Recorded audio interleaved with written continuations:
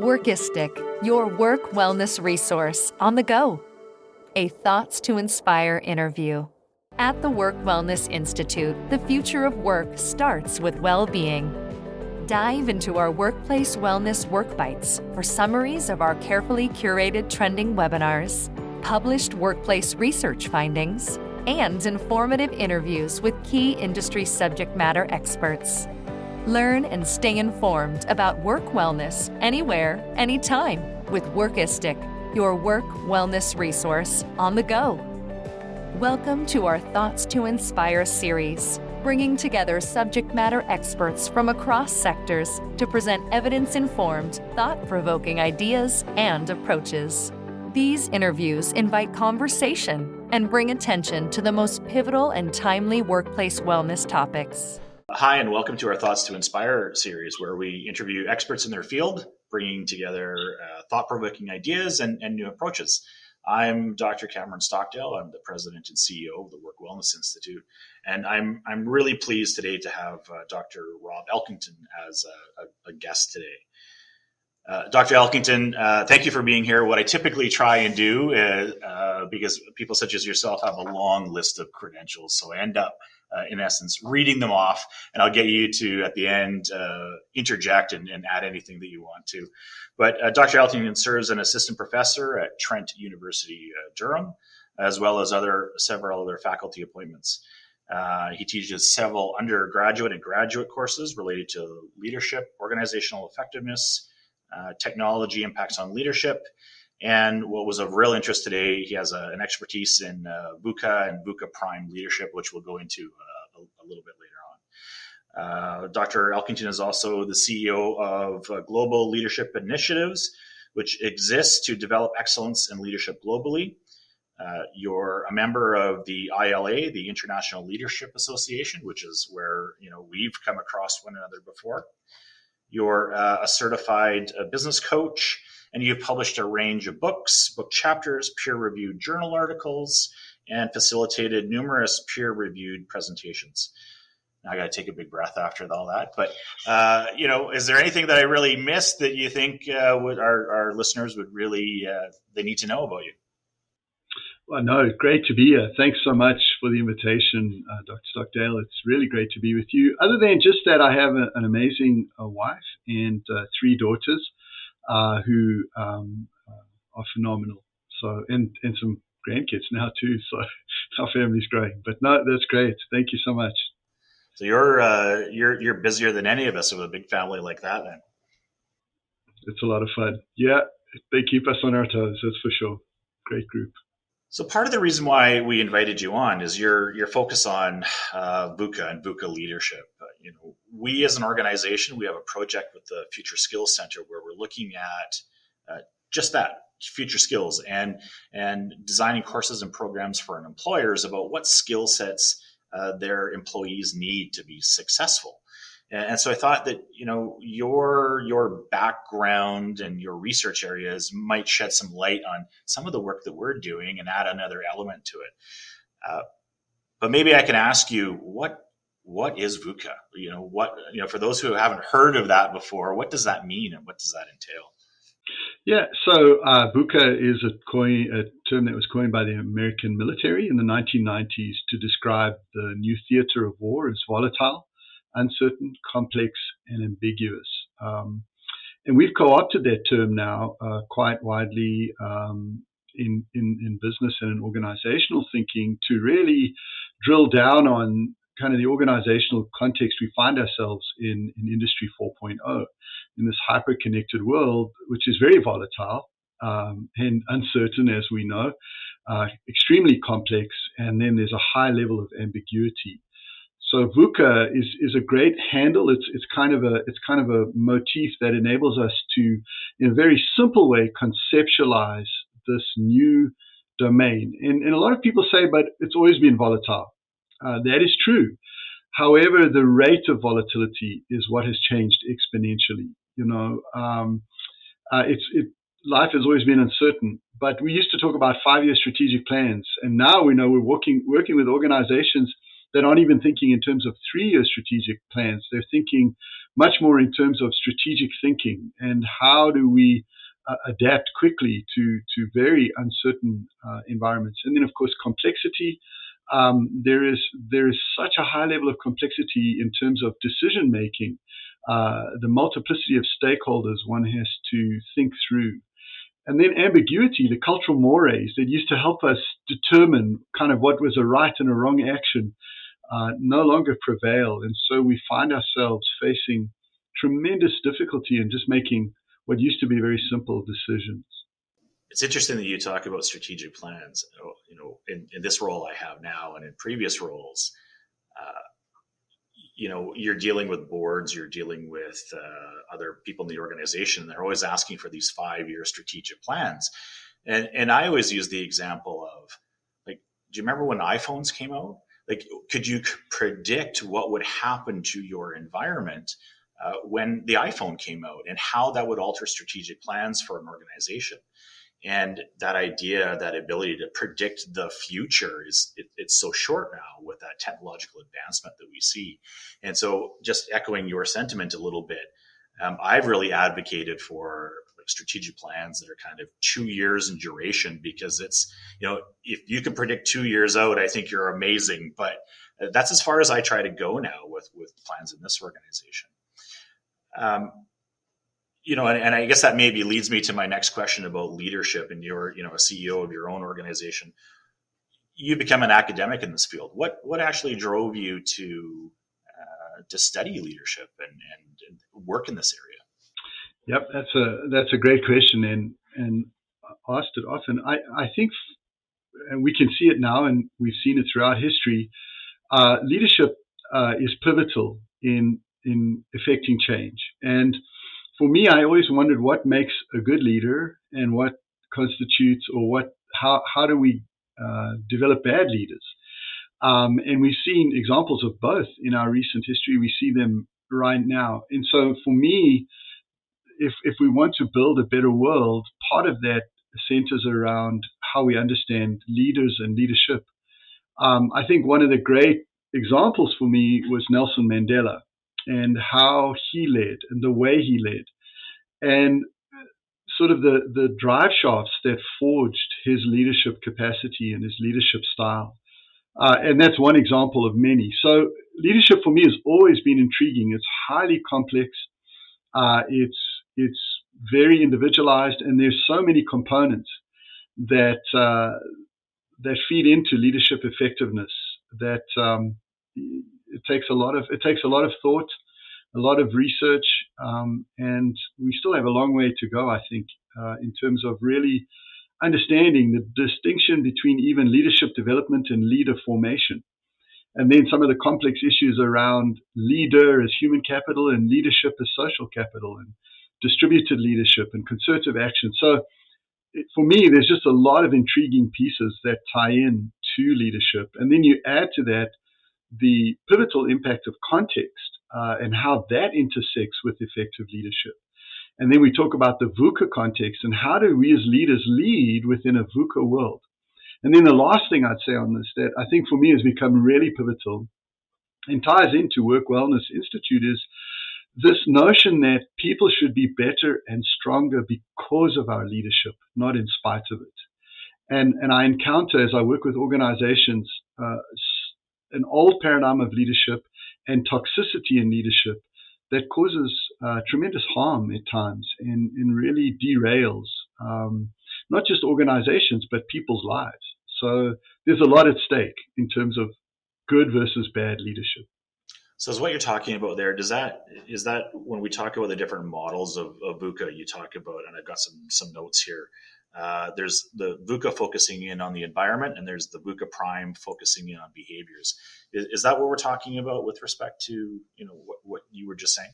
100%. So fantastic question. And if I can unpack it, is that when you think about leadership and VUCA prime, those behaviors, vision offsets volatility, understanding offsets uncertainty, clarity offsets complexity, and agility offsets ambiguity. And for me, I used to think it was enough to identify for organizations, here's VUCA. And then I got really excited because I thought, wow, I have this antidote called VUCA Prime. And I tell them, here's VUCA Prime. And then I realized there was a strong disjuncture between articulating a framework, but then actually helping people to operationalize that framework within their leadership context. And so what we've been doing a lot of now is really thinking through, okay, so we say vision offsets volatility. That led me to the next logical question: how do we form vision? And as I began to wrestle with how do we formulate vision as leaders, I began to realize that there is this incredible need for us to move away from the heroic leader as the vision caster and the vision seller. So I used to say leaders are responsible to form the vision, and then leaders are responsible to sell the vision. As I've been working with organizations now, when we get to the vision part of VUCA Prime, we use appreciative inquiry as a strengths-based model. So we talk about discovery, and we get the stakeholders, as many stakeholders as we can. So not just the leadership, but many of the followership, many of the stakeholders who have an interest in the organization. And we go through the discovery phase. What have you been doing well? And then from that, we move to the dream. Well, based upon our strengths, what do we collectively as an organization want to become? What is our vision? And it's incredible, the positivity that emerges just from the discovery phase when they look at strengths-based alignment. And then they move to, okay, what do we want to become based on what we've done well? The exciting thing about that, Cameron, is that we don't have to then, as leaders, sell the vision, because we've co-constructed that vision based upon the strengths embedded in that organization. And so there's a real passion around carrying that vision. So my role as a leader, or as the leadership, no longer is forging the vision, selling the vision, but rather co-constructing a vision and then creating space for the team to achieve that vision in a very volatile context. So you're working with other organizations right now, in various capacities. What do you see as a big leadership issue right now that sort of keeps coming up? I guess the chronic related issue. And maybe you can sort of talk to us about how you apply the VUCA principles or VUCA models to that problem that you see from leadership now. Yep. So I think the greatest challenge that organizations face is that the old paradigm of leadership, which was very much driven by the narrative of trait-based leadership, heroic leadership, that paradigm does not work in an Industry 4.0 context. And so what is happening is that they're trying to find their way in this new world, in this new context. And so the pain points are, how do I lead as a leader in this great volatility, in this great uncertainty, this great complexity? And one of the exciting kind of liberating pieces is that you don't have to be the heroic leader. You don't have to know everything. You don't have to be the smartest person in the room. You simply need to know how to get those smart people to work together. So what are the strengths in your organization, and how can you build a leadership structure that is much more concerted in action rather than holding you as kind of the pivotal point? So what actions can I take? And so I often highlight to people that in the threat of VUCA in that threat also lies its great antidote, the great strength for us in VUCA Prime. So as a leader functioning in VUCA, if I can co-construct vision with the team, and out of that we have emergent and assigned leadership now working together in very powerful ways, and the followership of that organization working in concerted action, we now are achieving something very powerful together. That's the first piece. But not only is there vision casting through appreciative inquiry that's concerted in action, we then also look to understanding. And understanding occurs through, as Lagardère said, reading the weak signals off in the distance in his new cosmology of threats. He talks about how we need to look at the weak signals. And big data can be leveraged by organizations, as Tungus and I think Beal said. that anyone in the organization can become a leader at any moment if they have a laptop and they know how to evaluate and read the data and what that data means contextually for that organization. So the uncertainty gives way to understanding if we can leverage within the organization that capacity that we have for folks to, in a sense, read weak signals. Shell, when we talk about 5-year strategic planning, Shell has done an incredible job of this with their think tank. They prognosticate like 50 years off into the future, but they get experts together, they read the weak data or the weak signals, try to collate that data, build scenarios, and then experiment at the margins. So as leaders, we realize I'm much more of a facilitator, I'm much more of an enabling function than I am having to kind of know how to steer everybody in this organization, and all the decision making rests on me. And then complexity gives way to clarity. And so how are we embedding, once we have those weak signals and we're taking these actions, how do we clearly communicate that through the organization? And as leaders, we need to become better at doing that. The leadership really working hard to communicate that for sense making, why this matters and why we're doing what we're doing. And then the last pain point, or the last challenge, so it's a multiplicity of pieces that tie together, is this idea of agility.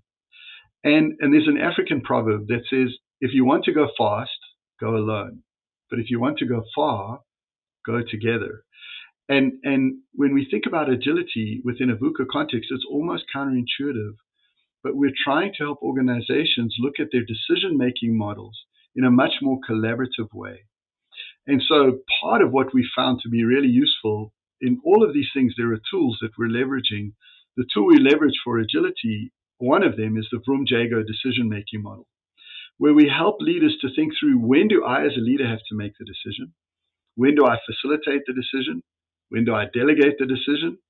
And they take those pieces then, and they're able to work with them and through them, and that agility that emerges from that co-construction again is very, very powerful for those leaders in those contexts. I hope that's answered your question. There's a lot there. Oh yeah, I'm as you're speaking, I'm going through like the tick boxes in my mind. We've done a couple of these interviews with other academics now, and it's amazing the reoccurring themes that you start seeing through the research on leadership. We spoke with Dr. Dawn Emmerich down in the States a number of months ago in this format, and she was advocating for like asking your staff, like, why are you like that? That's kind of the first question out of your mouth. And from my perspective as a student, I was always fascinated with this idea of like group intelligence. That better decisions come from the group, and the more diverse the group is, often the better the decisions that are made. So, the reoccurring themes that are coming from the discussion that we're having, I think it strikes a chord with me. I would be interested to hear your thoughts on, the work that you're doing, especially around VUCA and the application of that to like a healthy psychological or, healthy workplace, especially a psychologically healthy workplace, and the impact on employees. Maybe in your work, you've actually noticed some outcomes potentially. Yeah, for sure. So I think having rolled out the vision piece for a number of organizations, global organizations, and then, of course, organizations locally across a number of sectors, what is striking is two key motifs emerge. One is a real sense of optimism and hope. In a time of great liminality, optimism and hope is very, very powerful. So as people begin to think back again on their strengths, and the whole appreciative inquiry emerges from Seligman's positive psychology, out of which we get strengths-based leadership, and out of which, of course, we have appreciative inquiry. So this idea of hope becomes very, very powerful, that yes, right now we're in a very challenging context, but as we think about our strengths, as we've worked together as a team, and as we think about what those strengths could bring for the future, we begin to take our eyes off of the moment and look towards what we can become. That's why vision is such a powerful motif, and it brings tremendous psychological well-being, as I've observed it unfolding, amongst the folks who are doing this vision casting. The other powerful piece that emerges is the power of collaboration, or communitas, the ability to, in a sense, not feel alone. And that's, I find more and more as we work together with folks, and as these common ideas and common identification of strengths and hope and passion emerges, there's a sense in which they're now tied together in that hope and in that purpose, and they don't feel alone. And that as well brings a tremendous sense of well-being.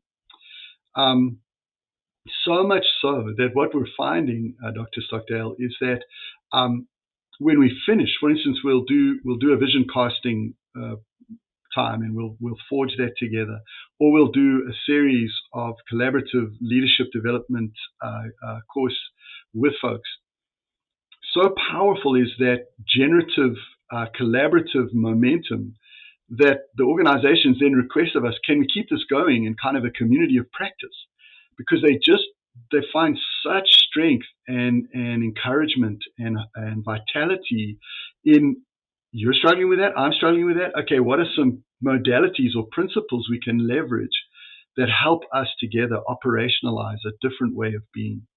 So it does, we're finding, bring a real sense of health, well-being, optimism, hope, and collegiality, collaboration. It's very powerful. It's very exciting. You mentioned something kind of interesting there, that we are living in a fairly difficult time right now. It's not only that we're still in the middle of a pandemic. Obviously, there's some strife in the world that's happening right now, and I know even internally in our organization, that's brought up. I would say some anxieties in staff, just the difficult times that we're living in. Have you noticed sort of a different approach by leaders during this time? And what's been the change? Is it just that the recognition that we're all under pressure here? Mm-hmm.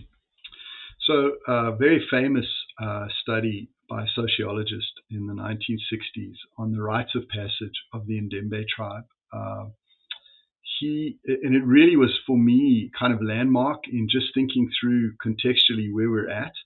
But he highlighted in that study that, as these young men move out, the Ndembe tribe, as they move out in their rite of passage at 13 years old, and they move off into the jungle on their own. And I lived in Africa, so for me, the novelty of that, I really can picture what he's describing. But as they move off out on their own, they move off as singular entities, as young men, to show their way and to make their mark. And then as they realize they're alone and there are all these dangers that are extant within that, that African bushveld environment, they move from the liminality, the urgency, the crisis of the moment forges them into a team of communitas. So now we're a communitas around a common purpose. And then what he highlights is, out of that communitas emerges leadership that then helps the team to achieve the mission of life sustenance. And so they move from individuality to collective identity for survival. And I say all of that to say that paradigm, that framework, I see so powerfully. Even today, before we met, I was working with the group. And first of all, to see the leadership team in there, which 3 years ago, the leadership would have been like, we'll let the staff take this because we're the leaders. But to actually see them in there, and then to hear them identifying, and the staff identifying, the leaders, the leadership and the followership identifying, we're in this together and we're going to co-construct a way forward together. So one of the big things in changes in leadership, to answer your question, is the paradigm of leadership, I think, has radically shifted from a top-down, heroic notion to a much more horizontal, we're in this together. How are we going to leverage all the strengths we have to survive, to get through this together? And that is, to me, a profoundly important mental shift, paradigm shift amongst the leadership of organizations. The other is that our leadership, I think, from what I'm observing, has become much more humane, that there is a sense in which people are really beginning to grasp that the most important asset in an organization is not the financial strength, is not the structural strength, it's not the technological strength, it's the people. And so there's been a real shift from what I can see working across different sectors to how do we as a team support and sustain one another, because that's the organization. So the leadership has shifted very much in terms of how it views itself and how it views the people that are part of who they're leading in this very challenging context.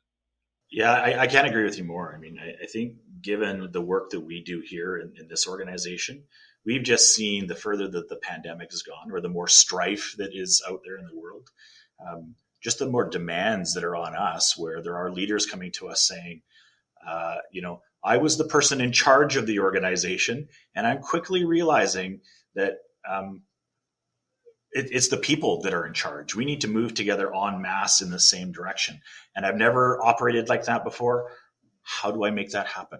And that for us, we feel it because people are turning to us for that. But what they're also turning to us now for is, I've got all these young people in the organization. How do I make them leaders, and how do I make them sort of employees, and how do I prepare them for the future to take on leadership roles? And I think people from my generation and older, potentially, if I'm going to generalize to a group, we talk about that heroic vision, that they're starting to realize that that's not preparing those younger individuals for the leadership roles that they now see, or the type of leadership that is necessary. So maybe your opinion on what do we need to do? What do we need to change from a leadership perspective to train people, our new employees, to be leaders of the future that can operate in a VUCA world? Great question. And again, some things I'm researching, some things are more existentially experiential, especially in this context. So let me reflect with you what we're doing that we're finding to be really meaningful, and that is we're helping organizations to distinguish between mentoring and coaching. So what is mentoring? What is coaching? Also helping leaders to understand the mark of a great leader is that they develop other leaders. And that then, we look at throughout the organization. And then, of course, the third is organizational design, as Vardaman said in 2006 in his article, that we need to design organizations in such a way that leaders can emerge from strange places at amazing times to accomplish great things. And so this notion of emergent leadership and really being able to identify. So we're helping leaders to develop a coaching mindset. And what is coaching? Coaching is asking powerful questions that enable people to find solutions that are right for who they are. So coaching is not telling. Coaching is asking those powerful questions, because that increases the critical thinking of those folks who are emerging into leadership. It increases their sense of self-efficacy because they're problem solving and they see that you believe in them. It also diminishes your need for micromanagement. So one of the ways we prepare future leaders is through this motif of coaching. But then the other one is that we also have mentorship. And mentorship, whereas coaching is drawing out of people skills that they already possess, mentoring is pouring into people skills, knowledge, skills, and abilities that we possess that they've identified can help them in their career.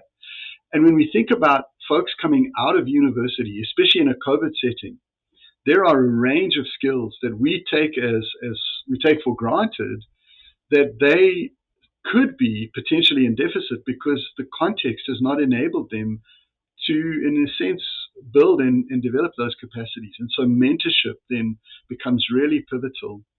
And one of the things we're looking at as well, Dr. Stockdale, is this idea of the bidirectionality of mentorship.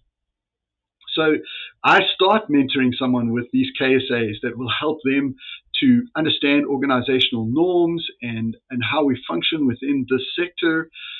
But then as we progress, there are things that I, as the mentor, begin to learn from them as that millennial or as that Gen Z that really help me to develop in my capacity. So mentorship begins in one direction, but then becomes bidirectional, and that also then increases the leadership capability and capacity of those individuals. It's amazing to me when you're speaking, and as I said, I'm going through that checklist, and hey, there's recurring themes. One of the things we just launched here, because we had people kind of knocking on our door and saying we need help, was a mentorship program. So you're an ICF coach. How important that is, and you're talking about mentorship. We're seeing from a leadership perspective here the demand for that's out there right now. I would be interested to know, because maybe we're even further aligned, with your global leadership initiatives organization and your faculty appointments.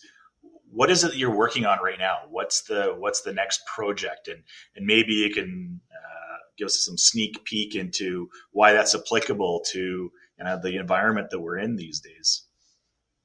Yeah, that's a great question, and thank you so much for asking it. So current research projects are looking at emerging issues in higher ed leadership in a liminal COVID-19 context. So how has that affected higher ed leadership? So that's a very narrow focus. Another project I'm looking on is seeking best methods for police leadership development, which to me is really important when I look at the impact of policing and the concerns around policing. Again, leadership is pivotal in that process. And then a third one, a big one that I've just started and I'm really excited about, is the use of meta in leadership development of NCOs, non-commissioned officers in the military. So how can we leverage meta so virtual simulations to develop leadership capacity within the military, and so that's a journey. I've been looking at simulations for a long time and use virtual simulations with my students to hone and develop leadership principles. We use role play simulations when we're teaching and we're working with organizations. But now to take it to this next level of using really some of the key components of Industry 4.0 to help develop leadership capacity, to me is very exciting. I look forward to looking over your shoulder at some of the work that you're doing.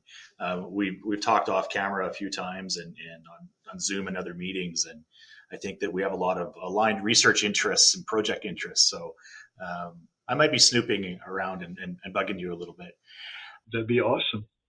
For people who are listening, organizations, decision makers in organizations, HR people, maybe you can tell them a little bit about what's available to them if they're interested in this VUCA, and the antidote, as you're saying. What tools are out there for them? Where do they go? Who do they talk to? What's available?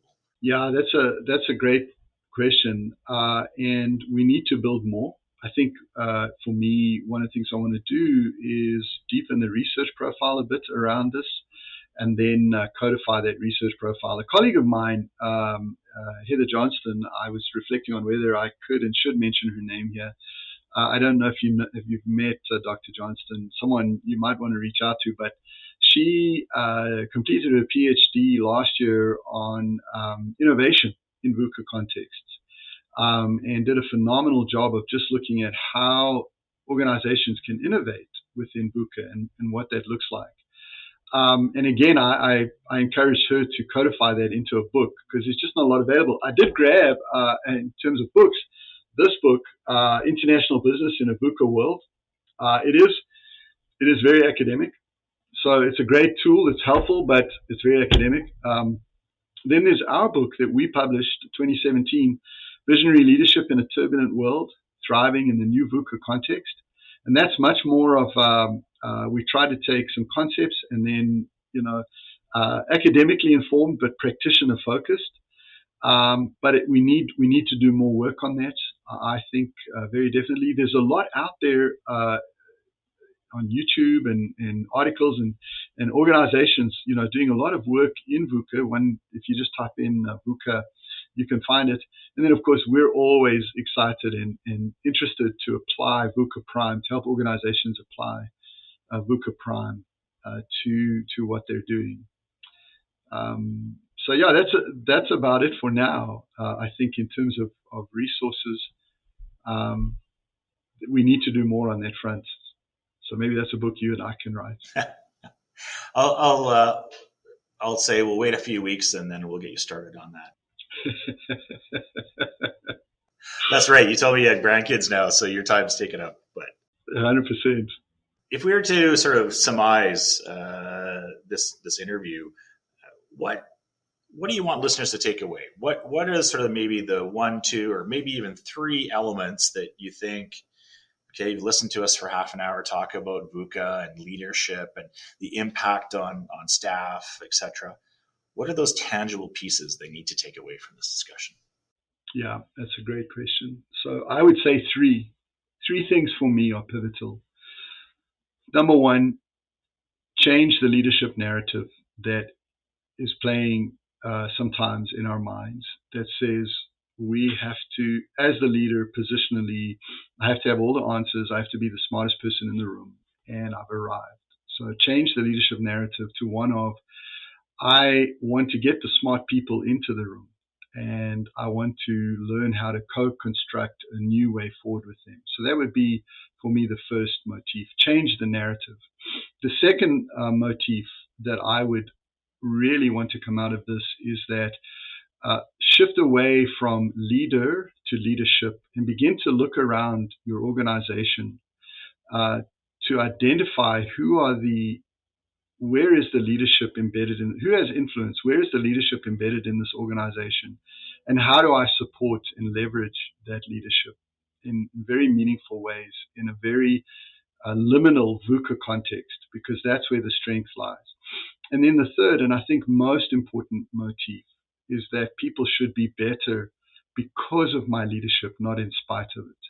So in this really volatile, uncertain, complex world, as a leader, I have this great privilege to affirm and support and strengthen these incredible people that I work with and that I'm privileged to, in a sense, facilitate leadership with. And tied to that, if I could end with this thought, tied to that is this very important statement. People are not a means to an end. People are the end. And if we can hold that in mind as leaders, it will change, I think, radically how we function. Coming from Africa, Dr. Stockdale, a very good friend of mine who suffered greatly under apartheid, whom I admire and respect as probably one of the greatest leaders I've ever met, said, talk to me about Ubuntu. And Ubuntu says, I'm a person by virtue of other persons. So when you hurt, I hurt. And when you win, I win. It's a very communal view of life. And so leadership, as I summarize all of those things, if we can take on an Ubuntu mindset in our leadership, rather than a win-lose dichotomy, if we could shift to an Ubuntu dichotomy or really holistic thinking of let's win together. And some days I'm the leader and you're the follower, and sometimes you're the leader and I'm the follower, and I'm comfortable in both because we have one goal, and that's, to strengthen our world, to be better people. So for me, those 3 motifs I think are pivotal. Change the narrative, look for leadership embedded in your organization and leverage it, and view people differently, not as a means to an end, but as the end in themselves, an Ubuntu mindset. I think those are fantastic points.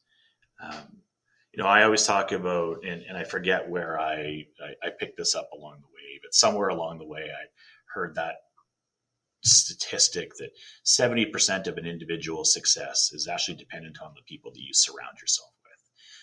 So you were saying earlier, if you want to go far, go as a group, right? It's about the people that you work with and going forward together. And so I really strongly believe in that approach, identifying the best people and bringing out the best in them to go forward. When we talk about functioning and operating like that in a VUCA world, it's volatile, it's uncertain, it's complex. I think what you've demonstrated for us, or what you've given us now, is a blueprint, right? To how to deal with the environment that we're currently living in, not just today with the pandemic, hopefully, fingers crossed, kind of maybe petering out. And we know we've got a world strife in the Ukraine happening right now that's really impacting a lot of people in the world. So I appreciate your perspective and that view blueprint that you've given to us sort of to make it through the coming future. I really want to thank you. I very much appreciate your time. This was an excellent interview, and I'm sure that our listeners will take away this information. And I really hope that they either contact us to get to you, or they contact you directly if they want to know more about VUCA and the work that you do, not only with global leadership initiatives, but some of the work you do with your appointments and your writing, etc. So again, from my heart, thank you very much. I appreciate your time. It's been great to be with you. I really enjoyed it. Thank you so much, Dr. Stockdale. It's been great. Continue your learning and connect with us at www.workwellnessinstitute.org.